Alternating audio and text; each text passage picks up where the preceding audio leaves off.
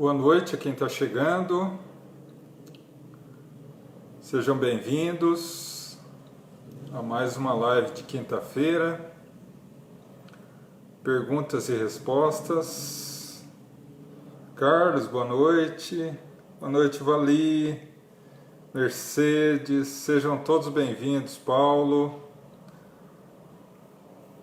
Deise, sejam todos bem-vindos, Luzia, Fátima, Elisângela, boa noite Marina, Flávio, boa noite, Celina, Mila, são todos bem-vindos para mais uma live de quinta-feira, perguntas e respostas, pinga-fogo, né? Para que a gente possa... Ado, boa noite. Boa noite, Giovana. Boa noite, Valdete, Dalva, Laís, Cacilda. Boa noite a todos. Bom, então, como vocês já estão acostumados com as lives de quinta-feira, serão perguntas e respostas. A gente vai fazer uma prece inicial às 8 horas.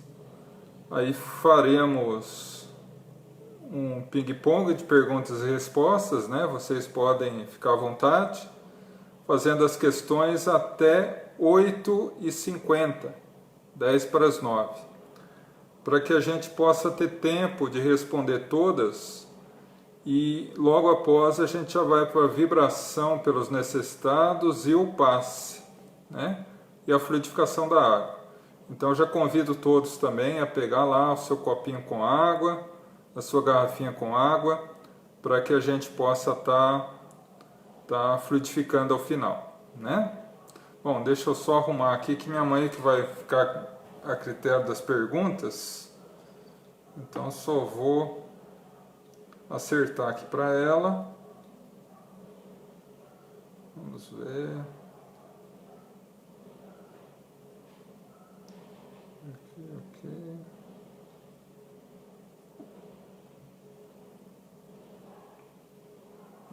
Aqui. Se falta um minutinho, daqui a pouquinho a gente já começa. E caso vocês quiserem já ir formulando as questões, a minha mãe já vai anotando, tá? Boa noite a todos que estão chegando, a todos que estão assistindo, colocando a mensagem. Sejam muito bem-vindos à nossa live. Meu abraço, meu carinho a todos, tá? Mais um minutinho a gente já começa. Se caso quiserem já iniciar as perguntas, fiquem à vontade, tá?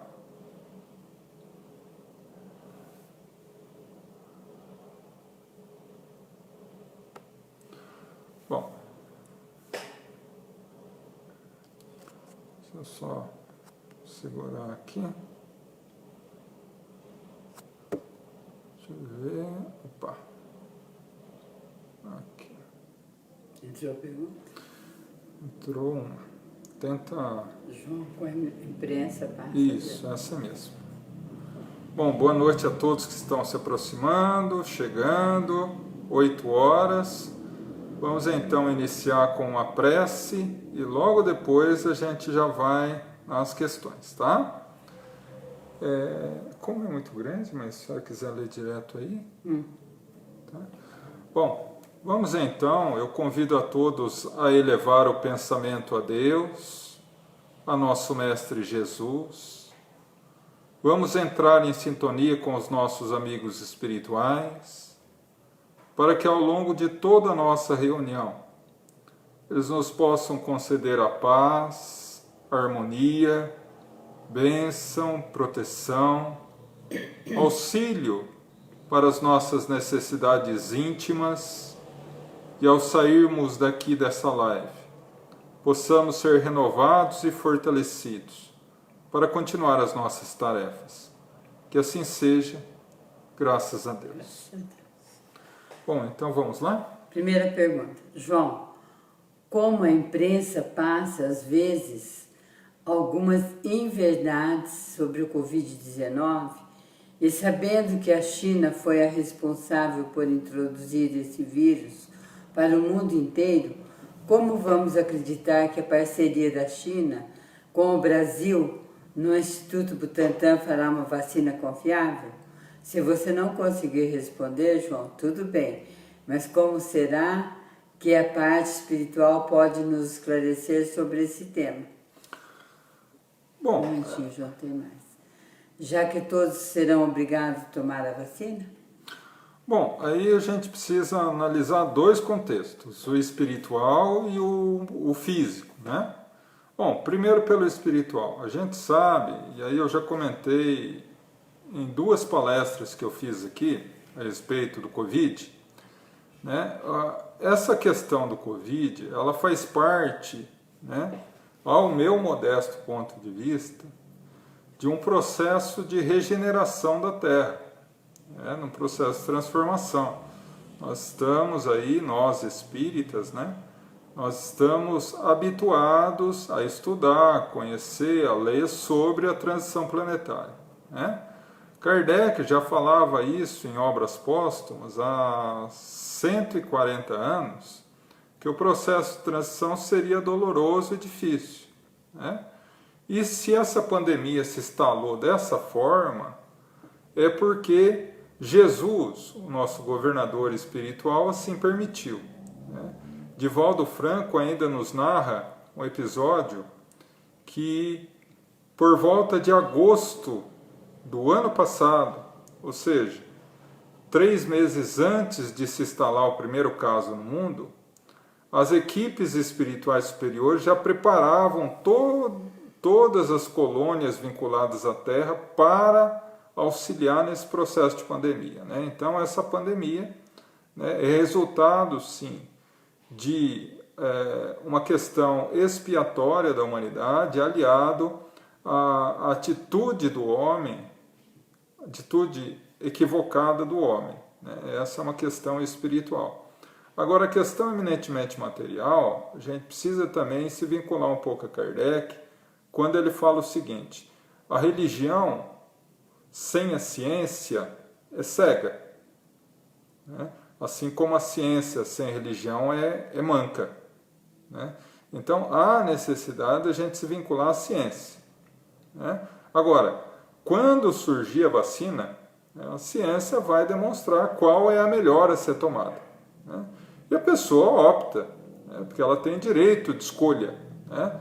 Nós vivemos numa democracia, né? E na democracia o Estado não obriga ninguém a fazer o que não quer fazer, né? Então, essa questão que a imprensa diz, ou enfim, eu nem sigo muito essas questões, porque, ao meu modesto ponto de vista, são irrelevantes, né? A ideia de que vai ser obrigatório o uso da vacina, isso é loucura, né? Isso não existe. Isso é em governos ditatoriais e totalitários, que não é o caso do Brasil. O Brasil é uma república que é democrática, né? Não existe nada acima da Constituição Federal. Então, nesse sentido, eu fico muito tranquilo em relação a isso.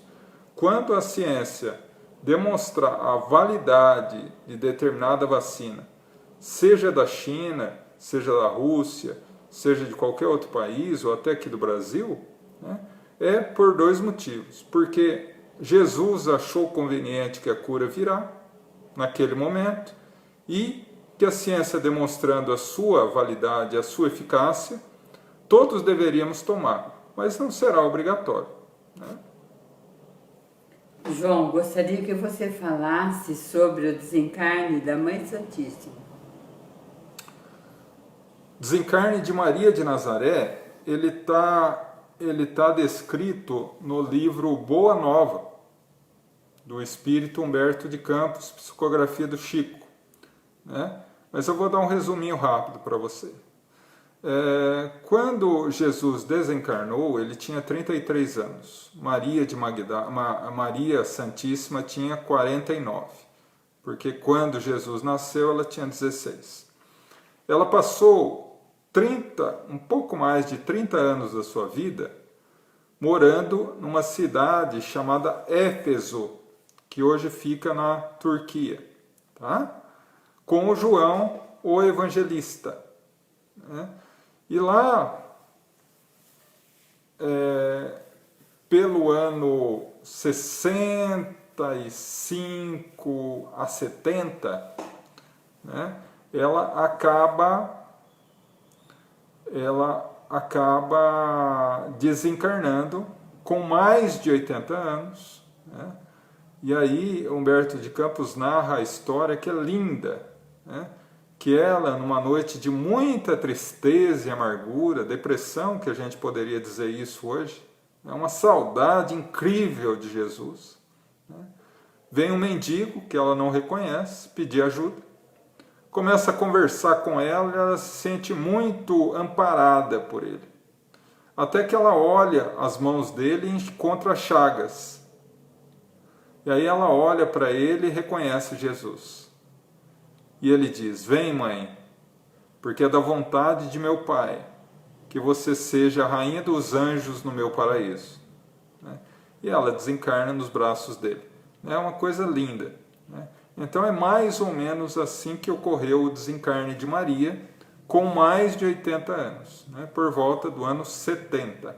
Tá?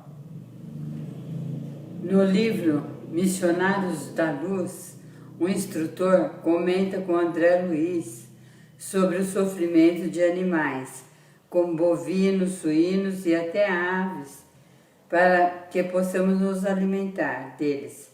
Fale um pouco sobre isso. Então...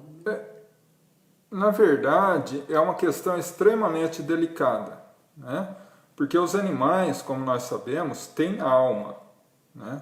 É uma questão tão complexa que quando a gente abre o Livro dos Espíritos, Kardec faz essa questão: é lícito ao homem utilizar de alimentação animal?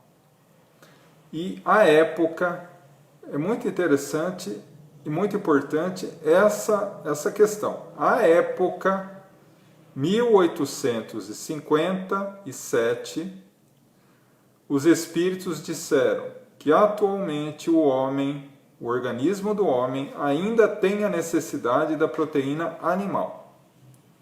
O que hoje, com o avanço da ciência, com o avanço da farmacologia, né, com o avanço das vitaminas, dos tratamentos, hoje é totalmente possível você ser vegetariano ou até vegano, sem ter nenhum prejuízo orgânico. Então esse é o primeiro ponto. É muito complexo, porque Kardec coloca essa questão no Livro dos Espíritos, e no Missionários da Luz, como você bem coloca, Alexandre, ao visitar um matadouro com André Luiz, fala e usa até uma expressão forte, dizendo que muitas vezes nós convertemos nossos estômagos em cemitérios de animais, né? Uma expressão forte, né? Então, na realidade, a primeira coisa que devemos falar em relação à alimentação, pela ótica da doutrina espírita, é o seguinte: em nenhum ponto na doutrina, seja qual for, nós impomos ou obrigamos a pessoa a fazer isso ou aquilo. A doutrina espírita obriga você a não comer carne. Não, não é verdade. Ela mostra os fatos, ela orienta, dizendo que os nossos irmãos animais são nossos irmãos, espíritos que vêm à Terra para evoluir como nós.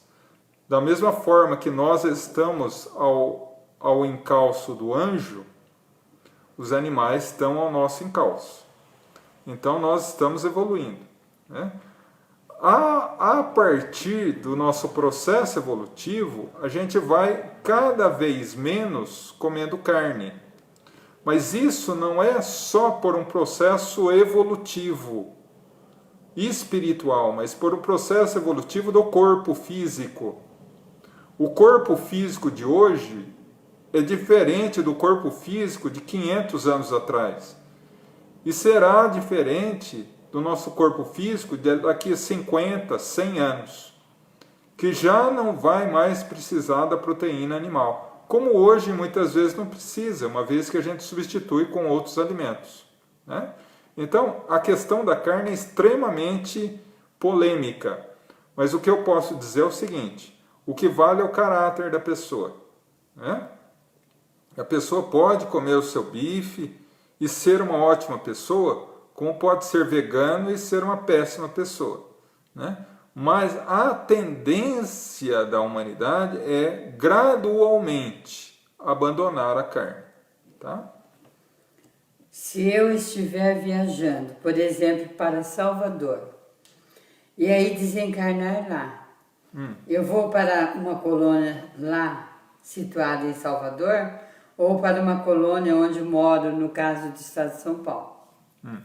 Bom, essa é uma dúvida muito comum, né? Uma pessoa uma vez me perguntou, que falou que tinha medo de viajar para o exterior, que se ela morresse nos Estados Unidos ou em outro lugar, como é que ia fazer, né? Na verdade é assim: a primeira coisa que a gente precisa anotar, que cada estado do Brasil tem uma colônia espiritual correspondente. Então as pessoas falam para mim assim: quando eu morrer eu quero ir para o nosso lar. Depende. Por que André Luiz foi para o nosso lar? Porque ele era fluminense. Ele morava no estado do Rio de Janeiro. E a colônia do estado do Rio de Janeiro é nosso lar. Como a colônia do estado da Bahia é a colônia Redenção. E a colônia do estado de São Paulo é a Fraternidade. Então, quando você desencarna, você primeiramente é socorrido em uma microcolônia do local onde você foi, onde você desencarnou, que pode ser, no caso que você citou, a Bahia. Assim que você se recuperar ali, você é transferido para a colônia correspondente ao estado em que você morava, em que você vive, que é, no caso, São Paulo, Fraternidade. Entendeu? Então não tem esse perigo, né, de ficar um pouco perdido no mundo espiritual, né? Um espírito desencarnado pode vir se apresentar a nós como animais e insetos, como borboletas, por exemplo, para nos dizer que está tudo bem com eles? Desculpa, mãe, eu me perdi aqui, eu fui ler aqui. Repete para mim. Um espírito desencarnado pode vir se apresentar a nós como animais e insetos, como borboletas, para nós dizer que está tudo bem com eles? Não, na verdade não, né? Por quê? Aí a gente precisa analisar uma questão. O perispírito, ele é plástico nas suas formas e obedece à mente. Então o espírito, quando ele está desencarnado, e à medida que ele vai se adaptando no mundo espiritual, recobrando as potencialidades do seu espírito, ele pode modificar a forma do seu corpo perispiritual, né? Teoricamente, ele poderia modificar a estrutura do seu corpo para um animal, mas isso não ocorre a não ser em casos de espíritos umbralinos, espíritos ainda muito arraigados ao mal, à perturbação.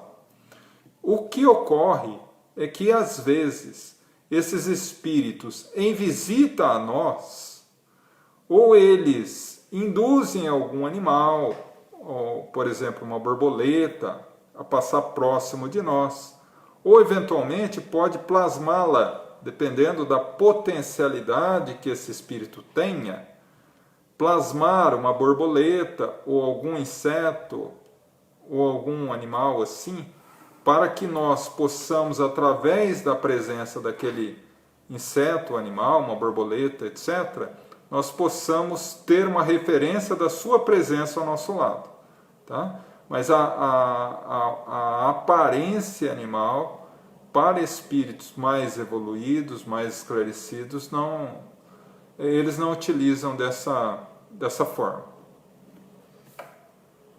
Pergunta: meus talentos dessa encarnação podem ser conhecimentos de minha vida passada? Não podem ser, são. Né? Porque quando a gente está encarnado, a gente esquece as nossas vidas anteriores. E junto com isso, a gente esquece que nós somos um. Né? Eu sou o que eu sou hoje e a somatória de todas as minhas outras encarnações. Então, se em alguma existência que eu tive, eu aprendi piano, por exemplo, e fui um grande pianista, esse conhecimento está em mim.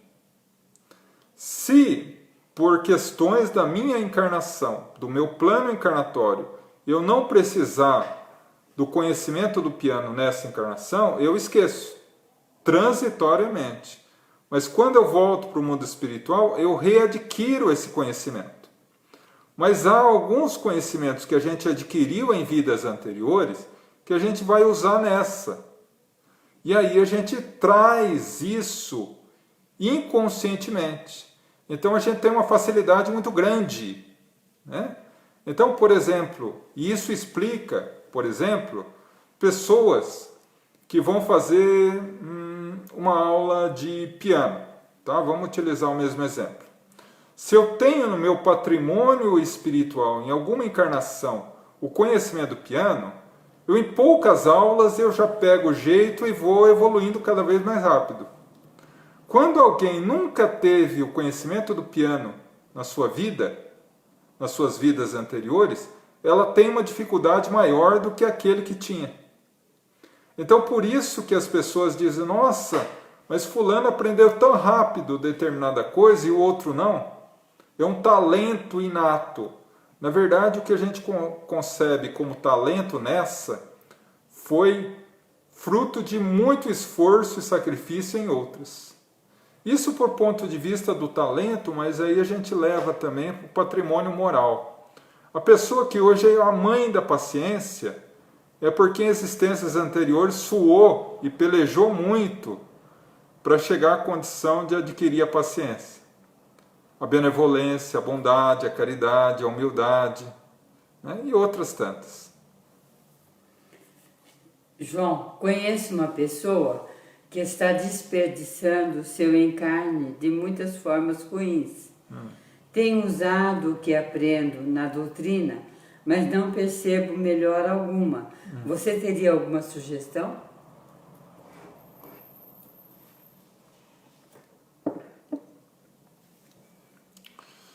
Bom, cada um vem à Terra com uma missão, né? E como eu comentei em umas lives anteriores, quando eu falei da família, né, que eu não sei se é o caso, mas enfim, que 70% dos espíritos que encarnam na Terra vêm com uma grande missão de reajuste na família. E nos amigos mais próximos, enfim, no nosso círculo mais íntimo de relações. Né? Mas cada um opta, quando está na Terra, a seguir um caminho. Ou a pessoa segue um caminho que ele se programou a seguir no mundo espiritual, ou não. Né? Lógico que se ele não segue esse caminho, ele vai, entre aspas, como você diz, perder muito tempo. Porque essa existência pouco vai lhe ajudar no seu avanço moral e espiritual. E aí ele terá que, né, fatalmente retornar e refazer esses caminhos para poder readquirir o patrimônio que ele poderia ter adquirido nessa existência. Quando nós auxiliamos, né, e o auxílio do verdadeiro espírita, do verdadeiro cristão, deve ser sim de conversar, de falar, de explicar. Né? Se a pessoa quiser e aceitar, até pela ótica da doutrina espírita. Mas o grande meio de auxiliar é através do exemplo. Né? Então, nós dando o exemplo a essa pessoa de como agir, de como ser, né? Trazendo ela, envolvendo-a em um grande, profundo amor, carinho, compreensão. No entanto, a decisão final é dela, né? Infelizmente, a gente não pode torcer o livre-arbítrio da pessoa. A gente pode fazer o possível para ajudar. Mas se a pessoa não aceita ajuda, aí, infelizmente, pouco a gente pode fazer. Mas tente fazer isso, né? Porque, como o Chico falava, né? A palavra convence, o exemplo arrasta. Tá? O corpo físico de hoje não é o mesmo de antes. 3 pontinhos. Corpo físico? De hoje não é o mesmo de antes. Sim. 3 pontinhos. Só? Só.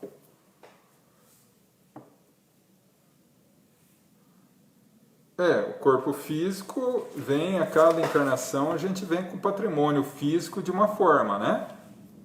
E isso varia muito também conforme as nossas necessidades, né? Se na vida anterior a gente abusou demais do corpo, a gente vem com o corpo gerando as consequências desse abuso. E assim por diante, né? Mas cada encarnação é uma oportunidade nova de reabilitação, né? Isso é importante. João, sonhar com os mortos com frequência é normal, mas às vezes tenho medo de alguns. Bom, vamos analisar essa questão, né? Sonhar com mortos. Então você sonha com espíritos, né? Que não estão no corpo físico, né? Porque você e nós, todos nós também somos espíritos, né? Então, você sonha com espíritos, né? É normal? É extremamente normal. Por quê? Porque quando nós dormimos, nós saímos do corpo físico e entramos em contato com espíritos no mundo espiritual, né? Então é muito comum isso, né? Agora, precisamos analisar o teor desses espíritos que você está sonhando. Se são espíritos bons, espíritos nobres, familiares queridos, maravilhoso. Agora, se você está sonhando, a maioria das vezes, com espíritos que te causam medo, que nos dão o famoso pesadelo, é momento de você reavaliar a forma com que você prepara-se para deitar, para dormir, né? Fazer uma oração sincera, ler uma mensagem do Evangelho, pensar um pouco nessa mensagem antes de dormir, uns 10 minutinhos antes, isso vai te ajudar demais, tá? João, no livro dos Espíritos, tem uma passagem que fala espíritos durante os combates. Fale um pouco da questão 542. Espíritos durante os combates, né? Na verdade, quando Kardec estuda essa questão, ele diz que na alucinação da guerra, os espíritos que morrem durante a guerra, muitas vezes eles ficam tão vinculados àquela questão da guerra que eles, não obstante tendo desencarnado, continuam lutando. Continuam ali no calor da batalha, né? Até que os espíritos superiores, através de muita oração, de muito auxílio, conseguem entrar no padrão vibratório deles e auxiliá-los, orientá-los e encaminhá-los, né? Mas, mais uma vez, eu digo, né, que tudo isso vai depender muito do padrão moral do indivíduo. Não obstante ele estar numa guerra, né, que é uma questão terrível, se ele tem algum desapego à matéria, alguma forma de bondade no seu coração, né, que não é uma pessoa má, não é uma pessoa cruel, é que foi levada à guerra por questões fora da sua vontade, né, ele é auxiliado quando desencarna, né, e rapidamente se apercebe da sua condição. Mas quando a pessoa é extremamente materialista, apegada, né, é muito orgulhosa, muito egoísta, é uma pessoa difícil, né? E desencarna nessa condição, ela vai se manter na batalha como se ela continuasse encarnada, né? Não necessariamente por estar na guerra, mas mais vinculado ao seu processo de desapego da matéria, que é muito mais complicado. Boa noite. Qual é a ligação entre o filho adotivo, a mãe biológica e a mãe adotiva? E até que ponto o filho adotivo traz traços da biológica? Visão espírita. Grato. O filho biológico e o filho adotivo, pela ótica espírita, são os mesmos, né?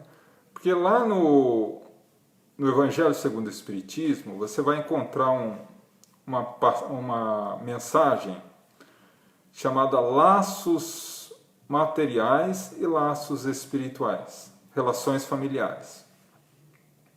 E ali é analisado o seguinte, que nem sempre a nossa família sanguínea é o reflexo da nossa família espiritual. Muitas vezes nós voltamos a encarnar numa determinada família com determinados espíritos que não tem nada a ver com a gente, que não tem vinculação nenhuma conosco, mas, apesar de fisicamente sermos familiares. Então, muitas vezes ocorre um filho, não tem nada a ver com aquele grupo familiar, mas o outro tem. Um filho encarnado na mesma família, muitas vezes não tem tanto apego com os pais do que um filho adotivo. Não obstante, não tendo o sangue dos pais, ele espiritualmente é tão filho quanto o filho consanguíneo. Então, pela ótica da doutrina espírita, a adoção, além de ser um ato de sublime amor e caridade, né, é um ato que Deus se utiliza para reunir espíritos que têm a necessidade de vir juntos, mas que por uma situação ou outra não conseguem reencarnar juntos na mesma família através de uma gestação. E a espiritualidade prepara-o para vir junto, né? Como diz Chico Xavier, ninguém entra na nossa família ou no nosso caminho sem razão nenhuma, né? Então, pela ótica da doutrina espírita, o processo de adoção, filhos adotivos, muitas vezes o filho adotivo tem semelhanças muito grandes com a família, e o filho consanguíneo não. Ou o próprio filho consanguíneo pode ter sim, né? E o filho adotivo não, mas isso não é por causa do sangue, não é por causa da adoção, mas por questões espirituais que ligam esses espíritos na mesma família, por questões de amor e vínculo, amizade, ou por questões de débitos passados, unindo muitas vezes dois inimigos para que juntos agora possam se reabilitar. João, ontem estava no ônibus e vi uma mulher. Quando eu olhei para ela, senti que ela estava muito triste. Veio uma força dentro de mim, senti vontade de orar por ela, ali mesmo. O que pode ser isso? Você foi a mão de Deus para ajudar aquela mulher, né? Porque Deus se utiliza dos seus filhos para ajudar os seus próprios filhos, né? Quantas vezes, né, que nós encontramos alguém na rua, ou lembramos de alguém, ou vemos uma notícia no jornal que nos toca o coração e nos vem aquela piedade, aquela compaixão, aquela vontade de orar pela pessoa. É o seu mentor espiritual te iluminando para que você possa ajudar aquela pessoa. E essa é a melhor das ajudas. É uma ajuda voluntária e que ninguém fica sabendo, né? Muitas vezes, como você mesmo colocou, uma pessoa totalmente desconhecida, mas que naquela multidão de pessoas, talvez você foi tocado pela espiritualidade superior a captar que ela não estava bem. E foi induzido a orar por ela, para que através da sua oração, os espíritos nobres pudessem auxiliá-la. Vai saber que tipo de problema que essa pessoa estava passando. Mas com toda certeza, ela saiu desse ônibus muito melhor do que quando entrou, graças a você, que foi a mão divina na vida daquela pessoa. Aparecem pessoas doentes sempre em meu caminho. Consigo ajudar elas, mas eu mesmo não consigo me ajudar. Acabo me isolando sempre sozinha. Bom, ajudar os outros, né, é a base da caridade, né? Kardec fala, fora da caridade não há salvação. Só que aí a gente precisa tomar um certo cuidado, né? Quando você vai, eu não sei se você já teve a ocasião de viajar de avião, né? Geralmente quando a aeromoça, o comissário de bordo, dá as instruções sobre máscaras, sobre cuidados e tal, ela fala que qualquer problema, máscaras de ar cairão, e você coloque primeiro em você, para depois ajudar o outro. Porque se você for ajudar o outro para depois colocar em você, você pode passar mal, desmaiar e não vai conseguir ajudar o outro. Da mesma forma, né? Nós precisamos nos equilibrar para podermos melhor auxiliar. Isso não é uma visão egoísta, é uma visão de alto amor, né? Você diz que você ajuda todo mundo, mas você se sente sozinho, né? Pela ótica da doutrina espírita, ninguém nunca está sozinho. É até um incômodo para a gente saber que a gente nunca está sozinho, né? Então, essa solidão que você sente é muito menos ligada à falta de pessoas ao teu lado e muito mais ligada à forma com que você encara a sua vida, né? Você precisa começar a encarar a sua vida como espírito imortal, né? Como aquela orientação de Jesus, que todos nós somos irmãos. Transitoriamente, você está sozinha. Mas isso não é um reflexo espiritual, não é realidade espiritual, né? Então, entregue-se ao apoio a essas pessoas e a espiritualidade superior vai te amparar. Uma frase de Chico que é linda, que ele diz o seguinte: enxugue a lágrima do seu irmão e Jesus enxugará as suas. Quando você se entrega com afinco a auxiliar o próximo, a espiritualidade superior te abençoa, tá? Se meu amor dessa vida, por algum motivo, não tenha reencarnado ou desencarnado antes de me conhecer, quais as consequências isso irá nos afetar? Mais uma vez, a gente é chamado a consciência da eternidade, né? Grande amor é muito relativo, né? Todos nós já tivemos aproximadamente, desde que o homem começou a habitar a Terra, 10.000 encarnações, né?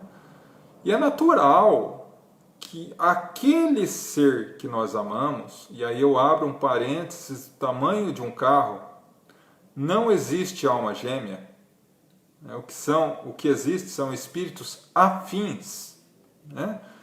A gente confunde muito amor com paixão, né? Confunde muito solidão com a ausência de um companheiro ou companheira. Solidão é um estado de espírito, é um problema da pessoa, né? Falta de um companheiro ou companheira é outra coisa. Então, nós precisamos anotar o seguinte, que nem sempre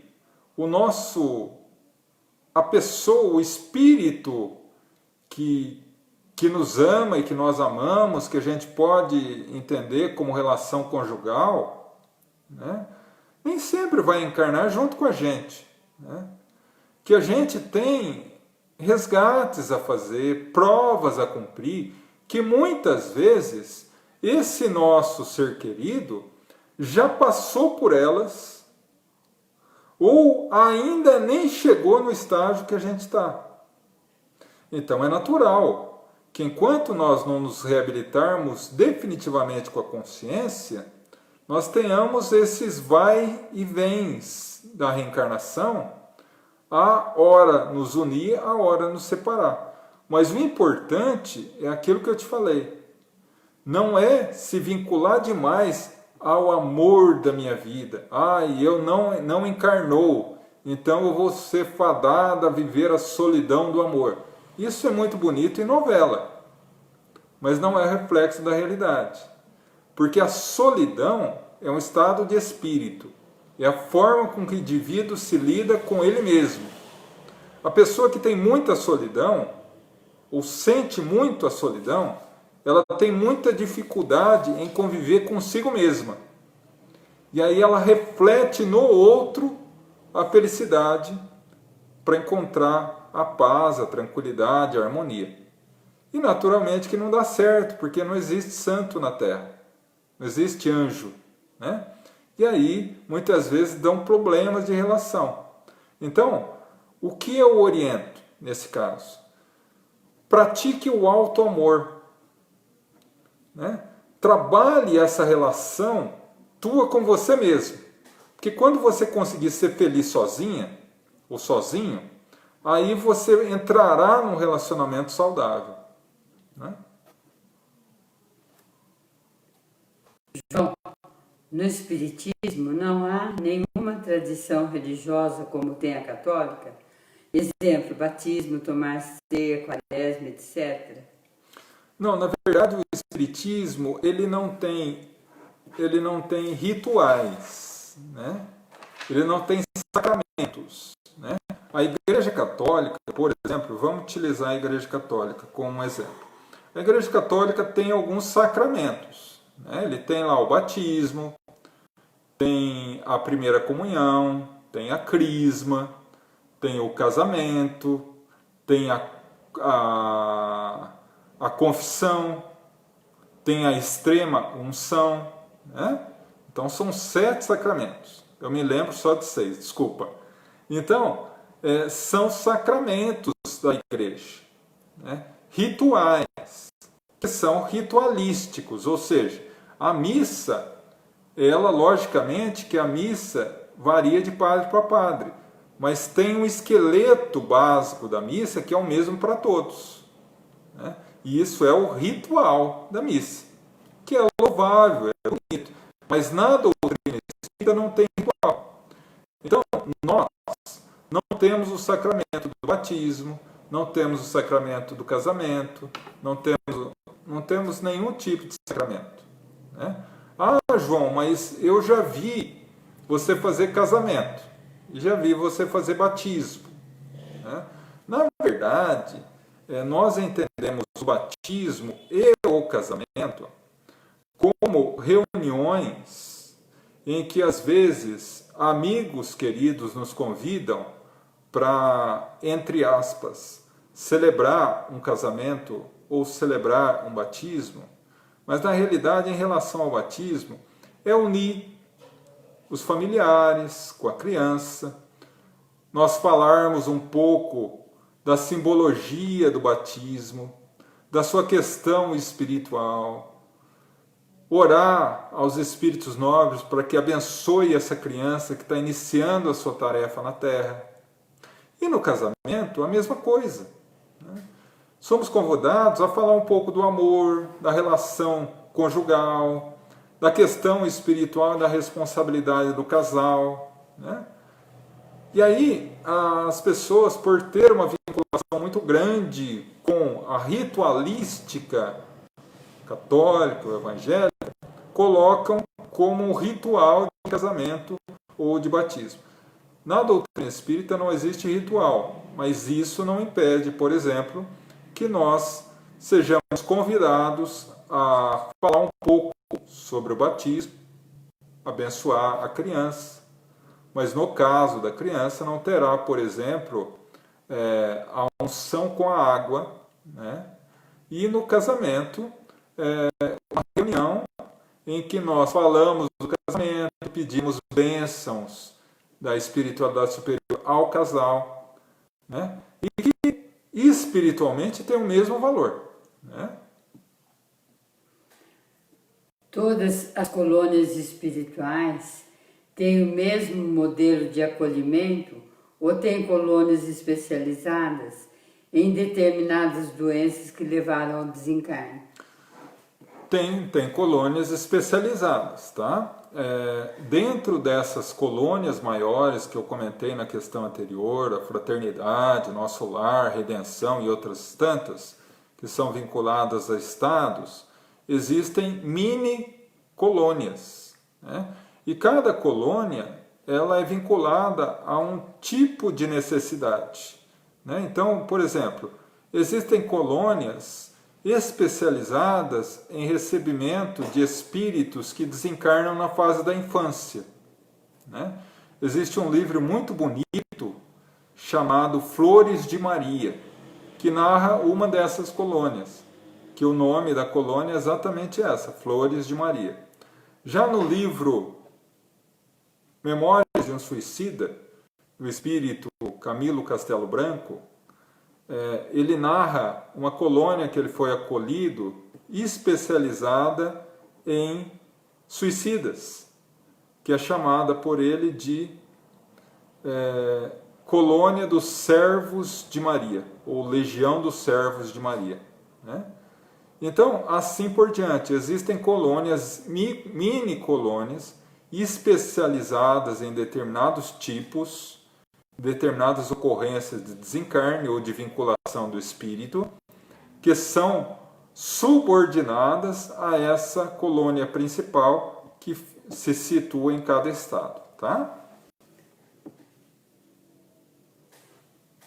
Qual a sua opinião sobre transcomunicação do instrumento, tendo em vista o avanço tecnológico? Melhor possível, né? A transcomunicação instrumental é estudada há muito tempo, né?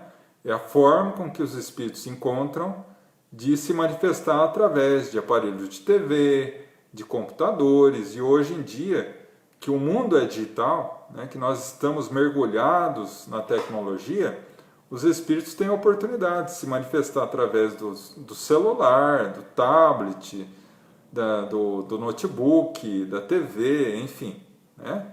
Só que para que isso ocorra, né, há necessidade que ele interfira na matéria. E para o espírito interferir na matéria, ele precisa de um médium de efeitos físicos, que trabalhe ao seu favor para que ele possa manipular a matéria através de um fluido chamado ectoplasma, que é concedido ao espírito de forma consciente ou inconsciente. Às vezes a pessoa sabe, às vezes a pessoa não sabe. Porque só através do ectoplasma o espírito consegue manifestar na matéria, sem o que ele não consegue. Então, essa maneira de comunicação da espiritualidade, que é chamada transcomunicação instrumental, através de instrumentos tecnológicos, é um avanço da sociedade ao ponto que demonstra de forma muito mais clara mais uma prova da imortalidade da alma. É muito bem vista o movimento espírita e existem muitos estudiosos, cientistas, debruçados sobre esse assunto e tem livros maravilhosos sobre isso. João, você pode nos falar sobre espiritismo e hipnose? Na verdade, o espiritismo e a hipnose, o espiritismo ele é uma ferramenta que auxilia a entender um pouco o processo de hipnose, né? Mas a doutrina espírita ela não utiliza a hipnoterapia, né? que seriam processos de hipnose consciente e conduzida, né? Porque isso, fisicamente, só pode ser feito por um profissional especializado, né? A hipnose é muito utilizada em terapia de vidas passadas, né? Então, por exemplo, o processo de terapia de vidas passadas, como que você acessa o seu arquivo de inconsciente profundo de outras existências? Através da hipnose, né?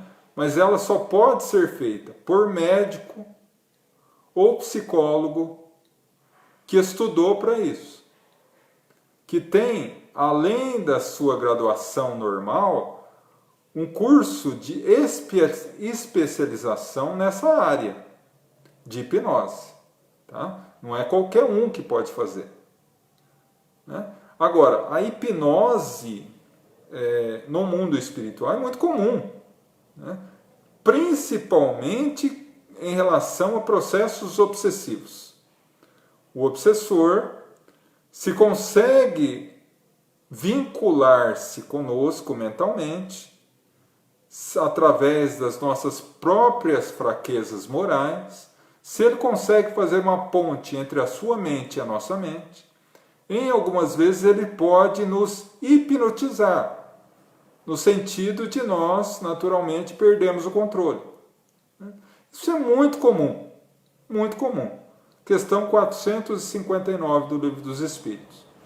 Os espíritos influenciam nossos pensamentos e ações? Sim, de tal forma que muitas vezes eles que vos dirigem. Então, dessa forma, eles podem nos hipnotizar para sentirmos raiva, para sentirmos desconforto, né? Muitas vezes não ocorreu nada, mas de uma hora para outra eu entro num processo de raiva que eu não sei de onde veio. Pode ser um processo de hipnose obsessiva.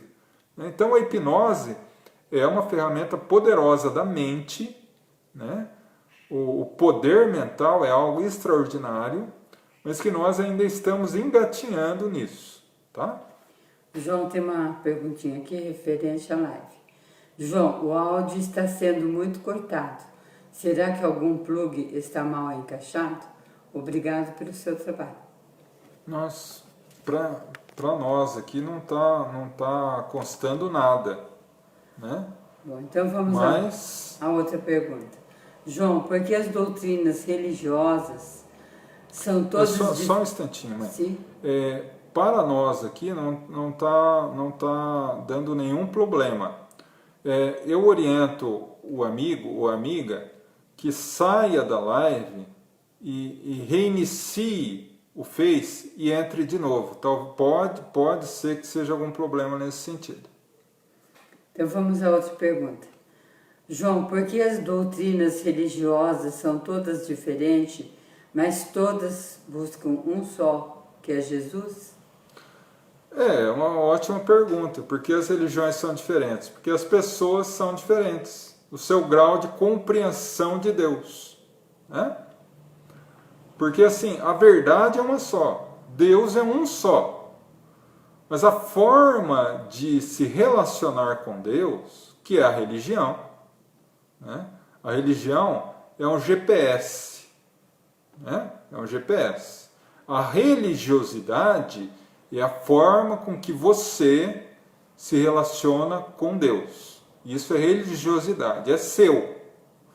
A religião é um GPS que te indica um caminho para melhor se relacionar com Deus. E por que existe tantas formas de religião? Porque existe uma infinidade de formas de processos de evolução moral.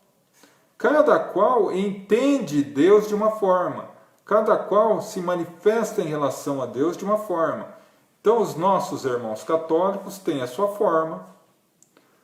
Lá nos séculos XVI, quando Martinho Lutero, que era um padre, achou que não estava muito conveniente algumas leis da igreja, ele rompeu com a igreja e funda aquele movimento que futuramente se transformaria no movimento protestante evangélico que nós temos hoje. Temos o budismo, temos o hinduísmo, temos o maometanismo, temos o judaísmo, e assim por diante. Cada qual se vincula a Deus da sua forma particular. E por isso tem várias religiões. Se você for olhar na base de todas, tem as palavras imortais de Jesus. Amar a Deus sobre todas as coisas e ao próximo como a si mesmo. Pode entrar aqui, entrou. Pode entrar? Eu vou conferir aqui. Minha mãe está falando que pode entrar as mensagens. Eu só vou conferir aqui, porque já são 10 para as 9. Se tem mais alguma, eu peço que vocês suspendam as questões. E se não tiver mais nenhuma, a gente já vai para as vibrações de paz, tá bom?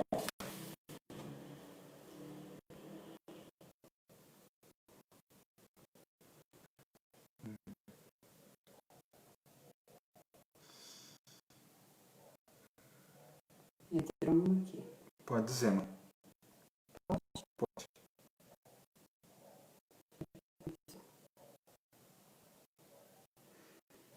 O que é solidão? Solidão não é falta de gente para conversar, passear, namorar ou fazer sexo. Isso é carência. Solidão não é o sentimento que experimentamos pela ausência de entes queridos que não podem mais voltar. Isso é saudades. Solidão não é o retiro voluntário que a gente se impõe às vezes para realinhar os pensamentos. Isso é equilíbrio. Tampouco é próximo voluntário que o destino nos impõe compulsoriamente para que revelemos a nossa vida.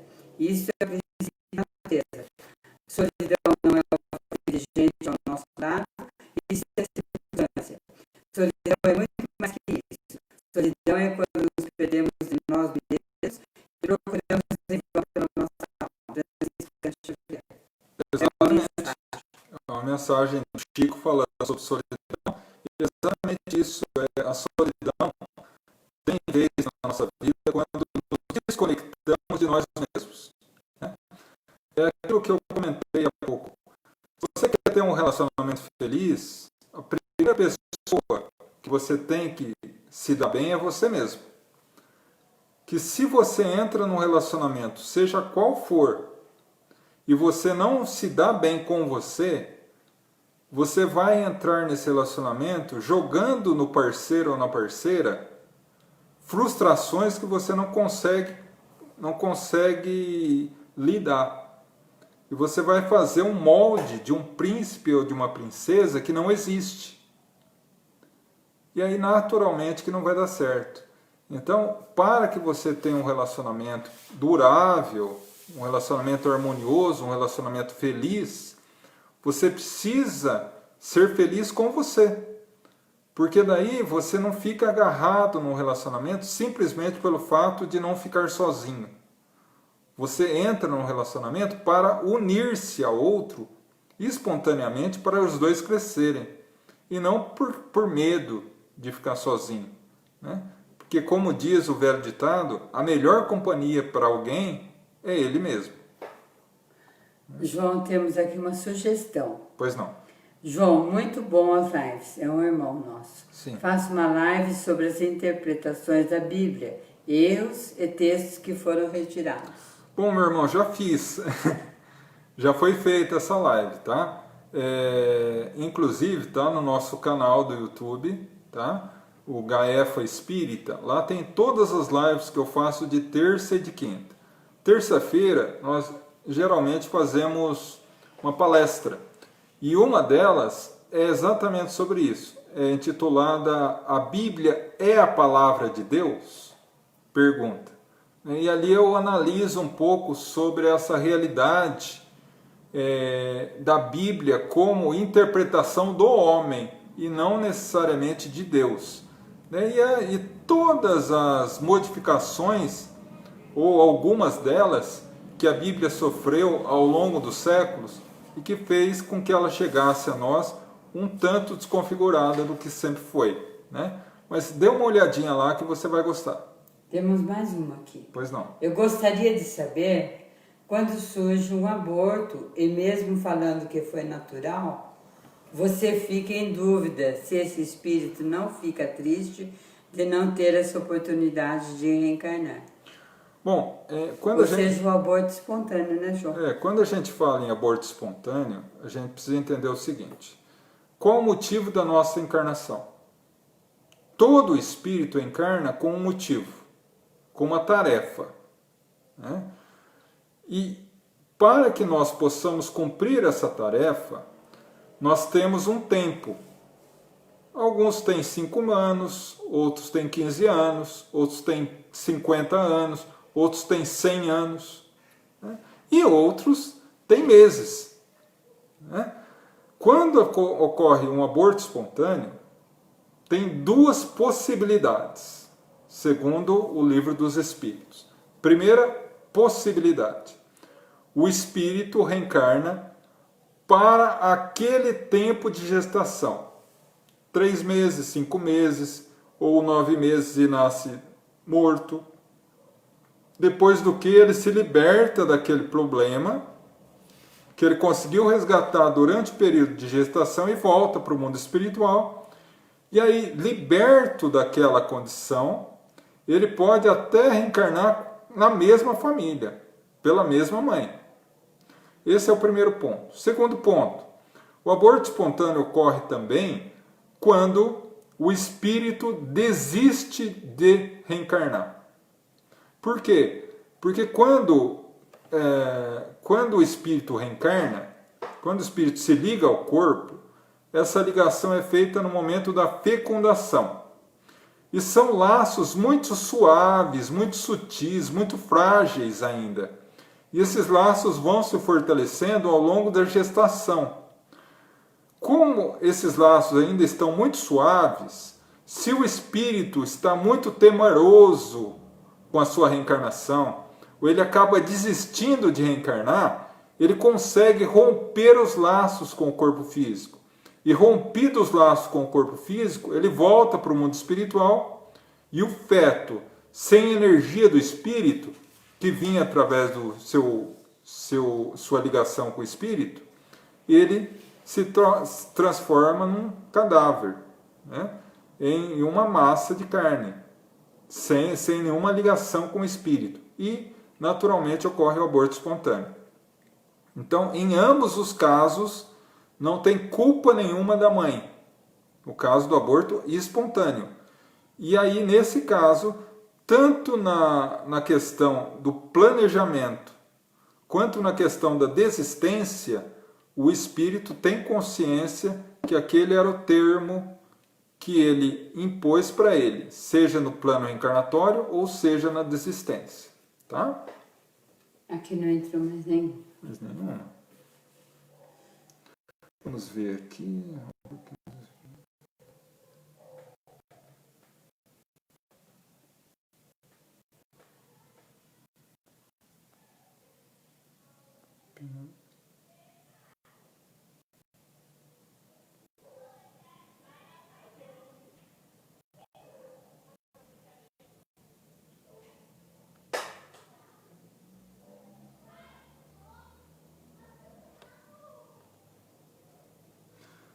Esse que entrou aqui.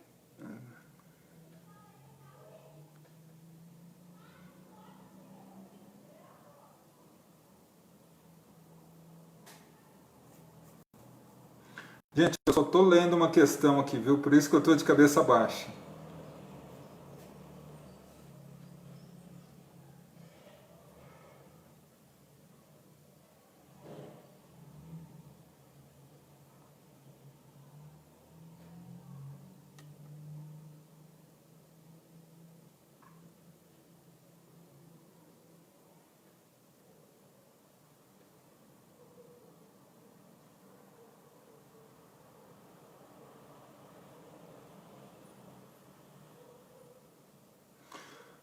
Bom, aqui é uma questão que a mãe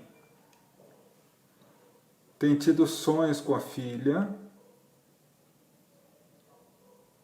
com a filha desencarnada, que vai fazer, que desencarnou, né? Teve um sonho com ela, que marcou muito, mas ela não está conseguindo, no sonho, encontrá-la. E não está lembrando muitas vezes do sonho. Bom, minha irmã, na verdade, o sonho com os entes queridos, ele é muito delicado, porque o sonho, ele não é só o reflexo do que a gente vive no mundo espiritual com o familiar, mas ele se confunde muito com as nossas fixações mentais, com as nossas preocupações do dia a dia, com as nossas preocupações íntimas, né? Então, muitas vezes, não é que você não consegue encontrar com ela no sonho que seja um reflexo real disso. Pode ser que você encontrou com ela, mas alguma interferência psicológica sua, alguma preocupação íntima, talvez até inconsciente sua, esteja um certo medo, né? Possa estar trazendo o seu cérebro codificar dessa forma o sonho, né? Um eventual medo de você sonhar com ela e não conseguir encontrar, alguma coisa assim, né? Mas continue orando, se preparando para dormir, peça para o seu mentor espiritual que possa auxiliá-la e auxiliar a sua filhinha, para que sempre que for possível a ela, né, ela possa vir te visitar, tá? Tem mais alguma aí, mãe? Não. Não? Não. Vamos ver.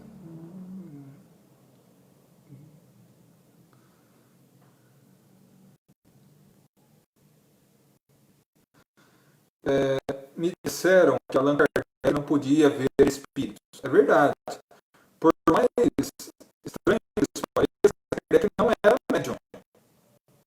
Kardec não era médium. Ele não via, não ouvia, não sentia nada. Né? Tanto é que aqueles que assistiram o filme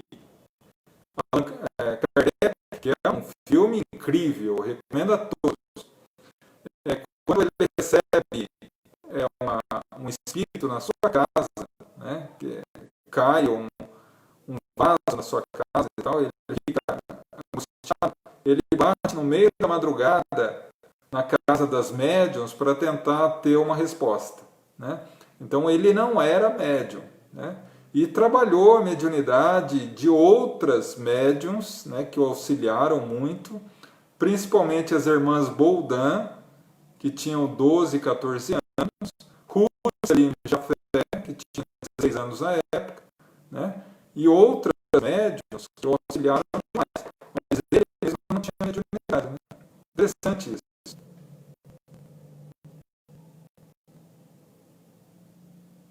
Apareceu mais algum? Aqui não.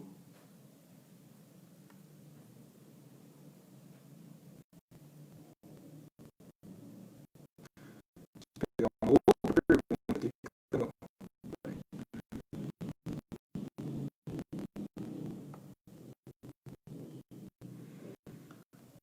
Preciso colocar um óculos, viu, gente?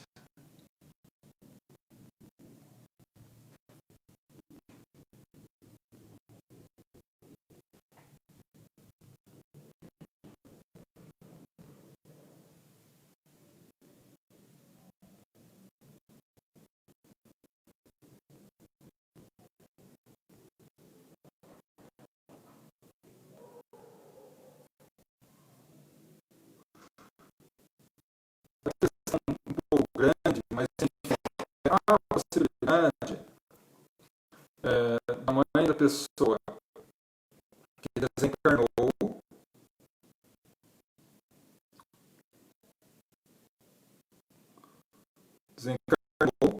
a mãe da pessoa, e essa mãe poder retornar na condição de filha da própria filha, ou seja, de neta, né? Pode, teoricamente pode, né? Trazendo naturalmente as consequências no corpo físico de vícios, dificuldades que ela tinha enfim, pode acontecer. E por ter, não estou confirmando que possa ser, porque esse tipo de confirmação é muito difícil. Mas o que a gente pode dizer com certeza é que, teoricamente, pode acontecer, né? Uma vez que o espírito, quando desencarna em situações difíceis, né, de vício, ele retorna para uma nova existência, né?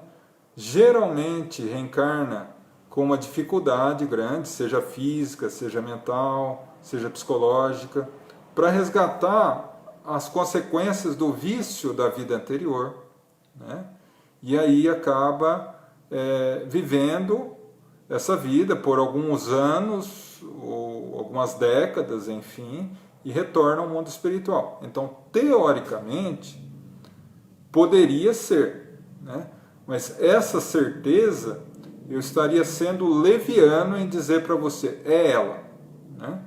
Porque aí é uma questão muito pessoal e eu não poderia dizer com toda certeza sem que algum amigo espiritual me confirmasse realmente isso, né? Senão eu estaria sendo leviano com você. Mas, teoricamente, é possível. Perdi um filho aos 38 anos, acidente de moto. E perdi uma neta aos 8 anos, atropelada pelo caminhão. No meu ver, a missão dele terminou cedo. Será verdade? Minha irmã, minha irmã, na verdade, a gente precisa entender, pela ótica da doutrina espírita, que, excetuando-se o suicídio, todas as mortes, todos os desencarnes são previstos pela espiritualidade superior. Eu sempre comento aqui que o nosso plano encarnatório, que a gente chama de destino, é traçado no mundo espiritual antes da gente vir, em 4 pontos bem determinados. Primeiro, onde a gente vai nascer? Qual será a nossa família? Quem será meu pai, minha mãe, meus irmãos? Segundo, a profissão que eu terei tendência a seguir. A terceira, o casamento. Casarei, não casarei? Com quem casarei? Terei filhos, não terei filhos? Né? E o quarto e último item é a morte que teremos, né? Não o tipo exato da morte, mas pode ser uma morte tranquila, uma morte traumática, né? Conforme as nossas necessidades kármicas do passado. Conforme as nossas necessidades kármicas do passado, né? Mas isso não quer dizer que, por causa de uma forma trágica de morte, ele tenha sofrido. Isso vai depender da condição espiritual deles, né? Pode ter sofrido um acidente grave e ter tido uma desencarnação tranquila, por mais incoerente que isso possa ser. E ter uma morte tranquila em casa e acordar no mundo espiritual em condições lamentáveis, né?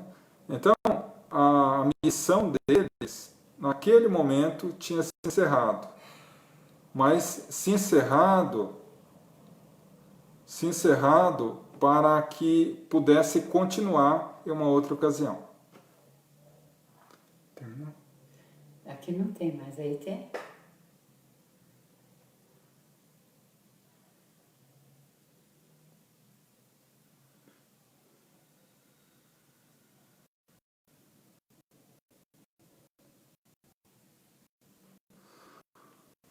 Se os objetos podem carregar energias positivas e negativas?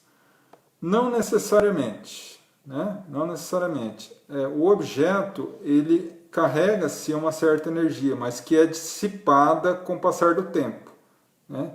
Então, o que traz mais energia negativa é o pensamento da pessoa, tá?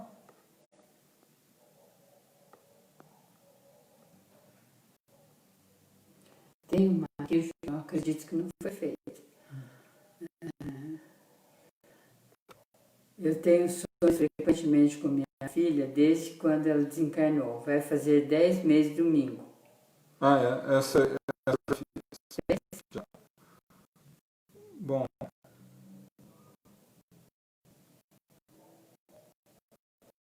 Um áudio, qual parecia que era a voz dela dizendo: vou morrer, vou morrer.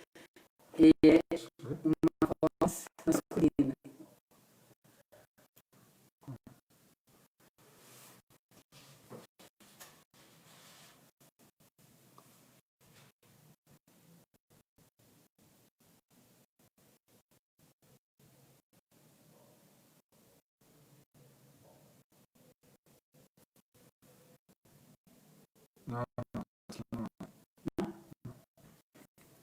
Bom, gente, então acabaram as perguntas. Agora a gente vai para a vibração e para os passes, tá? E a fluidificação das águas. Tá bom?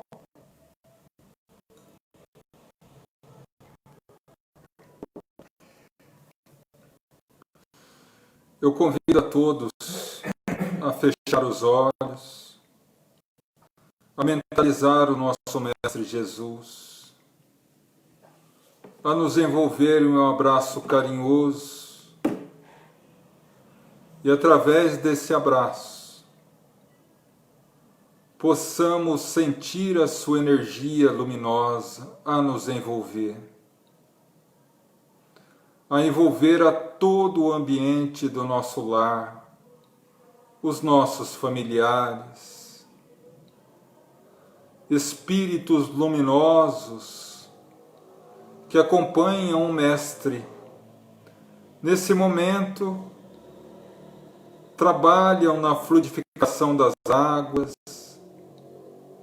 no passe carinhoso aos nossos familiares, na limpeza dos ambientes do nosso lar. E nós, ao nosso tempo, também estamos absorvendo essa energia luminosa vinda de Jesus, harmonizando o nosso corpo físico, a nossa mente, o nosso coração, a nossa alma. Mas nesse momento que recebemos essas bênçãos de luz, vamos nos recordar também de todos os que sofrem, encarnados e desencarnados, amigos, familiares, conhecidos, desconhecidos, a todos que de uma forma ou outra passam por dificuldades e dores, rogando a Jesus que cubra todos em seu manto de infinito amor e bondade. Nos sentimos agora invadidos por uma onda de paz e de harmonia. Lentamente, começamos a perceber que a espiritualidade superior encerra as atividades de limpeza, de fluidificação das águas, e Jesus começa a se despedir de nós com um suave sorriso, nos deixando na acústica da alma a frase amorosa: vai, filho amado, e ama, procura a tua felicidade no auxílio à felicidade do teu irmão. Porque todos que fizerem algo por um desses meus pequenos, a mim também estará fazendo. E assim, renovados e fortalecidos, retornamos à nossa consciência normal. Bom, vamos então agora agradecer